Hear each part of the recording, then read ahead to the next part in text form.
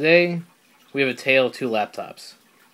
Now, if you're familiar with classic literature, I'm pretty sure you're familiar that I am using the play on words of Charles Dickens' A Tale of Two Cities. Going along with that theme, we'll call this laptop Britain. Set that to the side for now. And this laptop France. Now, I'm pretty sure, you're going to see why in a minute why I call this laptop France. So we'll open it up, and I'll tell you a story. I'm not sure if you'll be able to see it, but you see this dark circle right here? I'll tell you why that happened. So, I was talking to someone, and I told them that, yeah, my laptop finally quit on me, and I'm looking for a new one.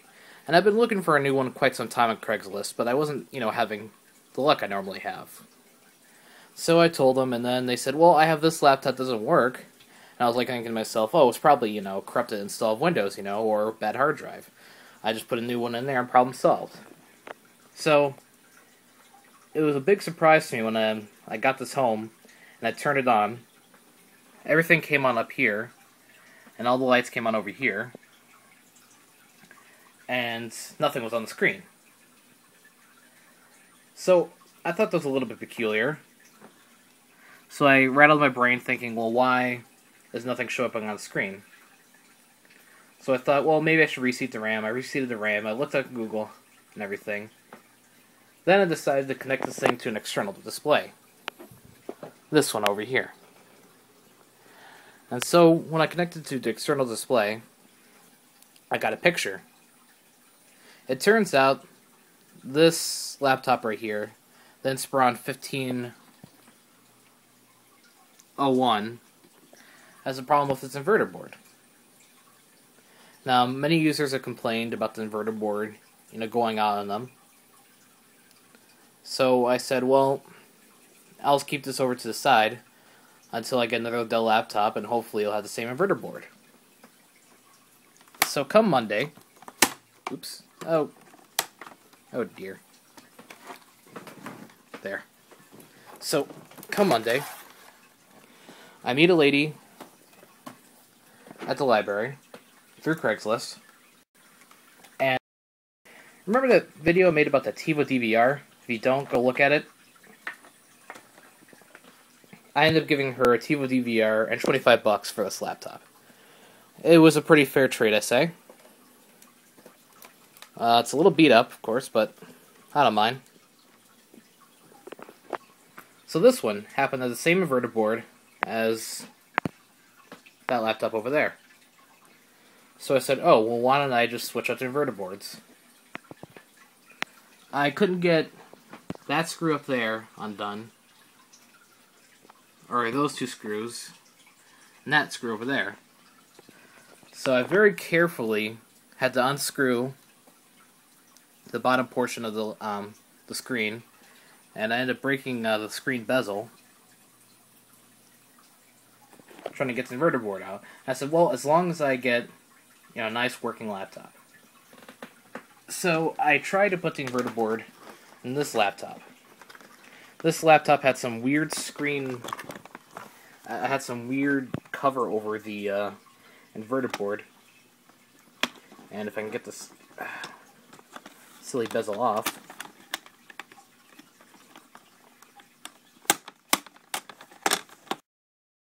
I tried to unscrew it, and I tried very hard to unscrew it, but it wasn't having any.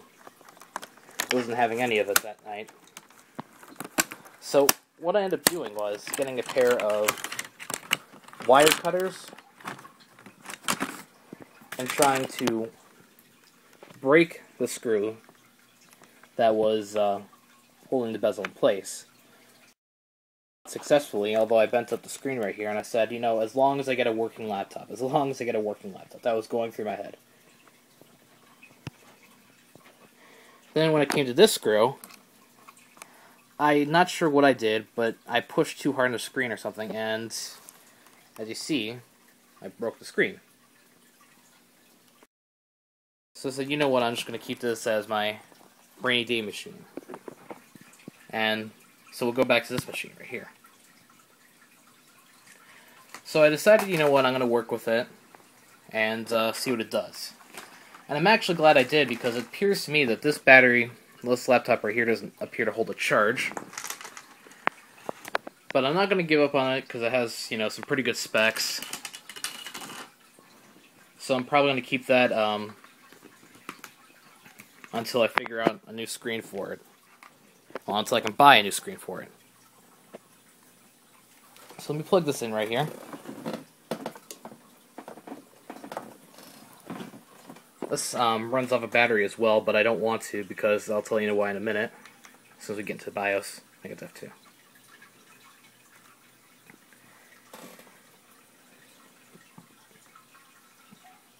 least I thought it was F2.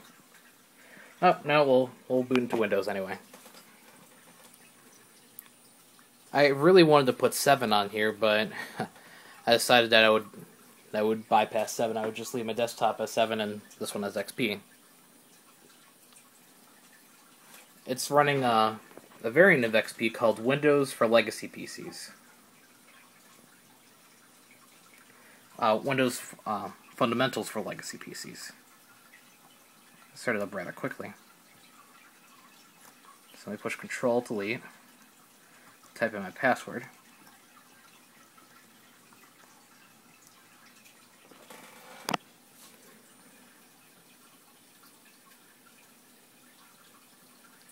So you see the screen's a little bit dirty. I still haven't had a chance to clean it since I got it from that lady. But this laptop actually did work right when I got it. It had a Toshiba 37GB hard drive in it. And the reason why I say had is because the hard drive... That's it. Focus. This may be it. Probably not. But anyway, this hard drive is actually starting to go bad. So, Windows is giving me delayed write errors. So I decided to go ahead and swap it out with another Toshiba hard drive that was inside of my, I believe it was inside the Dell Inspiron 5150, but I'm not sure.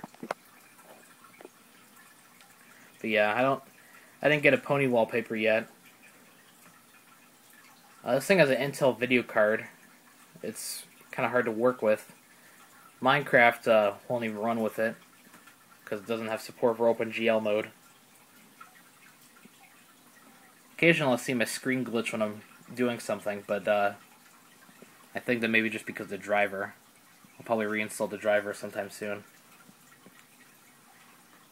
Now, this machine has a really annoying feature to it. Have you ever heard of a processor speed step?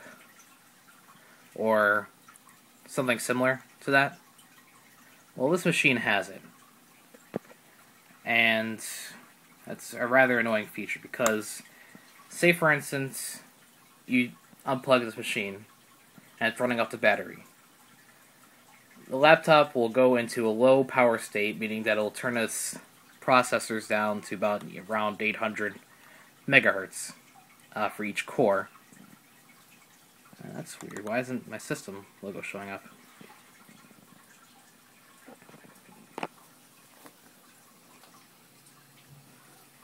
And it's a little bit laggy when you first start it up, but once you get the system going, it runs pretty well. But it has this annoying speed step technology, which I think both cores are supposed to get up to like 1.7, and I've seen 1.8 on a couple review websites, but the highest I've ever seen this was one core going at 1.7 gigahertz. Alright, so right now, both cores are at 1.6 gigahertz, and I have a gig and a half of RAM in here. Let me open up Task Manager. But for some strange reason, it doesn't show both CPUs in Task Manager like it normally does when you have a system with dual-core processors. CPU history. That says 1 graph per CPU, but I only see one CPU. I only see 1 graph.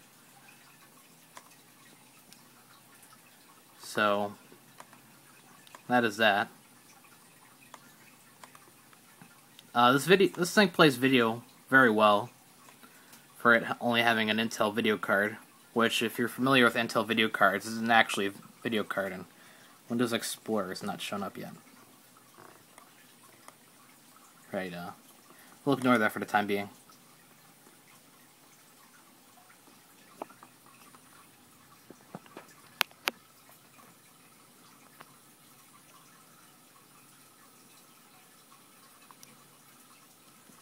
And even though I had a, perfectly working desktop, I really wanted a laptop, just so when I go out of town for a weekend or something like that, I can, bring something along and I'm not just stuck with my iPhone. Let's see what my subscriptions are today. Wow, I haven't seen a video from him in a long time. Alright. Okay. So let's look at my videos.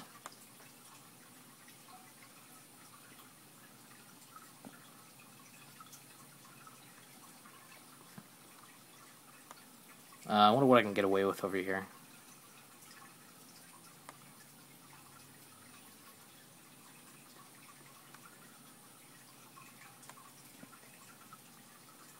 Turn the sound up a little bit. Alright, today I am finally going to try to install Windows. Yeah. If the internet runs well. Alright, today I am finally going to try to install Windows 7 on this machine. I'm probably going to try to dual boot it with Windows XP here. Ignore that, that's just phone ringing. But this thing has speakers right here, and they're really good actually too. I was actually quite surprised, because the speakers that are on my desktop over here don't exactly work too well. I'm just using the under monitor speakers. But yeah, that's really all I have to say about this machine. As a 19 gig hard drive, I'm pretty sure I mentioned that as well. I'd like to get something bigger, but unfortunately it's not SATA, it's IDE. And I have a lot of IDE drives here, but they're all small IDE drives. But yeah, that's basically about it. This machine reminds me a lot of my Dell Inspiron 5150. Oh yeah, I also wanted to mention, when I first got this machine, I had a weird bootleg copy of Windows XP. Like, if you went to system settings, the screen, like, the control panel was some weird custom design I could barely navigate through. I had, like, the Windows 7 appearance right here, where everything you see is here. I had the Windows 7 logo here. I said Windows XP. It was registered to some name, like a best workout, to be some name, like I think it was like a Korean name or something like that. And I had some weird Korean letters in some places. And when I opened up Internet Explorer, it took me to Latino MSN. So I had no idea what that lady put on here. I mean, I imagine she just found the cheapest, I guess she just found some bootleg copy of Windows XP on the internet and burned it and installed it. Either that or had someone else do it for her. But yeah, I say it was a pretty fair trade though. I'm happy with what I got. I'll have to work with it some more, but hey, that's the whole fun of having a new computer though, is to get to play around with it. So yeah, that's about all for now. That's Unicorn Guy signing off.